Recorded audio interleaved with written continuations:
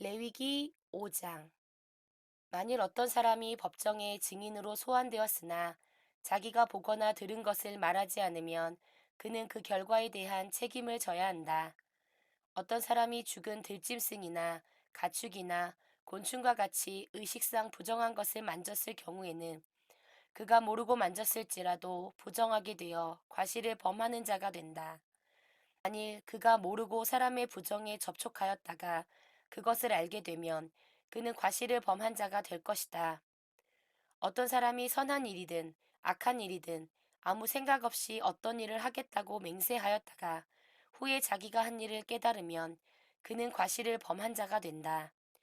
누구든지 이런 과실을 범한 자는 자기가 과실을 범했다고 고백하고 자기가 범한 그 과실에 대하여 속죄제물로 어린 양의 암컷이나 암염소를 끌고 와서 나 여호와에게 바칠 것이며 제사장은 그 사람의 과실을 위해 속죄해야 한다. 만일 그가 어린 양이나 염소를 바칠 형편이 못 되면 자기가 범한 과실에 대해서 산비둘기 2마리나 집비둘기 2마리를 나 여호와에게 가져와 한 마리는 속죄제물로 다른 한 마리는 번제물로 바쳐야 한다. 그는 그 제물을 제사장에게 가져갈 것이며 제사장은 속죄제물을 먼저 드리되 그 목을 완전히 끊지 말고 비틀어 피를 단 곁에 뿌리고 그 나머지 피는 제단 밑에 흘려야 한다. 이것은 속죄제이다. 그리고 나머지 한 마리는 규정대로 불에 태워 번제로 드려야 한다. 이와 같은 방법으로 제사장이 그 사람의 과실을 위해 속죄하면 그가 용서받게 될 것이다. 만일 그가 산비둘기 2마리나 집비둘기 2마리도 바칠 형편이 못 되면 그는 자기가 범한 과실에 대하여 고운 밀가루 2.2리터를 가지고 와서 속죄제로 드려야 한다. 이것은 속죄제이므로 그 위에 기름을 붓거나 향을 놓아서는 안 된다. 그는 그것을 제사장에게 가져갈 것이며 제사장은 전체를 바쳤다는 표로 그 가루 한 움큼을 집어다가 단에서 나 여호와에게 불로 태워 바치는 화제물 위에 얹어 태워야 한다. 이것은 속죄제이다. 이와 같은 방법으로 제사장이 과실을 범한 사람을 위해 속죄하면 그가 용서받게 될 것이다. 그리고 그 제물의 나머지는 곡식으로 드리는 소제물의 경우와 같이 제사장에게 주어야 한다. 여호와께서 모세에게 말씀하셨다. 어떤 사람이 무의식 중에 나 여호와에게 드리는 거룩한 예물에 대하여 잘못을 범하면 그는 벌금으로 내가 정한 값에 해당하는 흠 없는 순양을 나 여호와에게 바쳐야 한다. 이것은 허물을 씻는 속건제이다. 그는 거룩한 예물을 드리는 데 있어서 범한 잘못에 대하여 자기가 바치도록 되어 있는 예물의 5분의 1을 더 추가하여 제사장에게 가져갈 것이며 제사장은 속건제의 순양으로 그를 위해 속죄해야 한다. 그러면 그가 용서받게 될 것이다. 어떤 사람이 나 여호와가 금한 명령 중 하나를 모르고 범했을지라도 그것은 죄가 되므로 그는 그 죄에 대한 책임을 져야 한다. 그는 못에 내가 정한 값에 해당하는 흠없는 순양을 속건제물로 제사장에게 가져갈 것이며 제사장은 그가 모르고 범한 잘못에 대하여 속죄해야 한다. 그러면 그가 용서받게 될 것이다. 그가 나 여호와에게 잘못을 범했으니 이 속건제를 반드시 드려야 한다. 6장. 여호와께서 모세에게 말씀하셨다. 누구든지 전당 잡은 물건과 맡은 물건을 돌려주지 않거나 강도질하거나 자기 이웃을 착취하거나 분실물을 주운 다음에도 그 사실을 부인하고 거짓 맹세하는 등 이런 죄를 범한 자는 그 죄가 드러나는 날에 그 물건의 5분의 1을 더하여 주인에게 돌려주어야 하며 그는 자기 허물을 속할 속건제물을 나 여호와에게 가져와야 한다. 그는 내가 정한 값에 해당하는 흠없는 순양을 제사장에게 가져갈 것이며 제사장은 그를 위해 속죄해야 한다. 그러면 그가 용서받게 될 것이다. 여호와께서는 아론과 그의 아들들에게 이런 명령을 전하라고 모세에게 말씀하셨다. 이것은 불로 태워 바치는 번제에 관한 규정이다.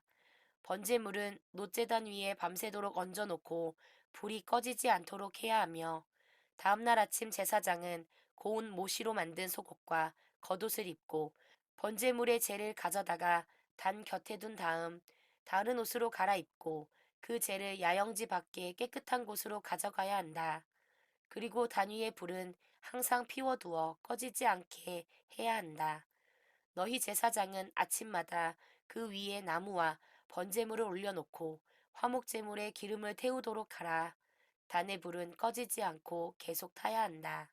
다음은 곡식을 제물로 드리는 소재에 관한 규정이다. 제사장은 제단 앞에서 나 여호와에게 제물을 바쳐야 한다.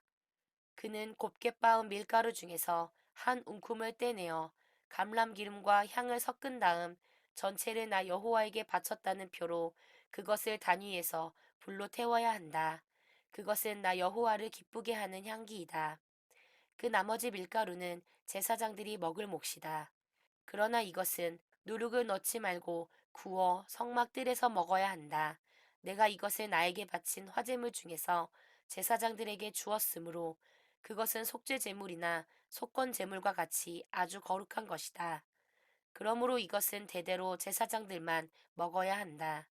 누구든지 이것을 만지는 자는 거룩해질 것이다. 또 여호와께서 모세에게 말씀하셨다.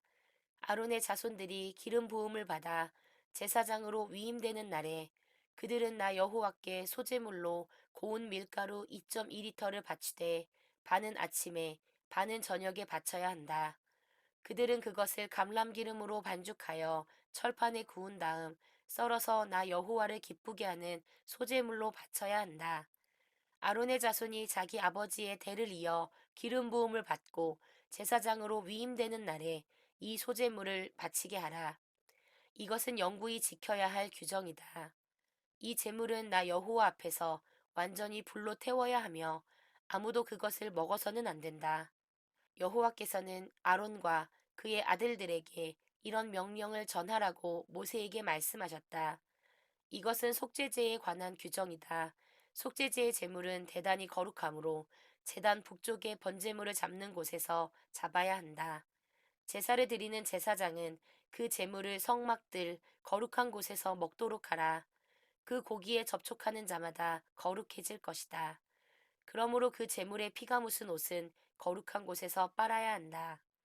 만일 그 고기를 토기에 삶았으면 그 그릇은 깨뜨려 버리고 녹그릇에 삶았으면 그 그릇을 깨끗이 닦고 물에 씻어야 한다.